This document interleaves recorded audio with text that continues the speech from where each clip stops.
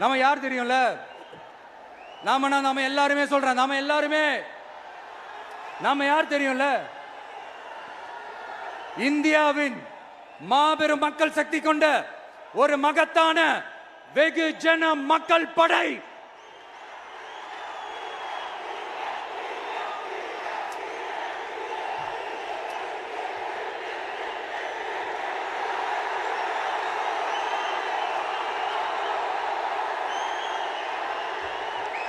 அதனால நம்ம தலைமையில நாம் அமைக்க போற இந்த உண்மையான மக்களாட்சிக்கான அச்சாரமாக மாபெரும் மக்கள் சக்தியை அணி அணியாக நம்மளோட திரண்டு நிக்கிறப்போ இந்த அடிமை கூட்டணியில சேர வேண்டிய அவசியம் நமக்கு இருக்குங்க.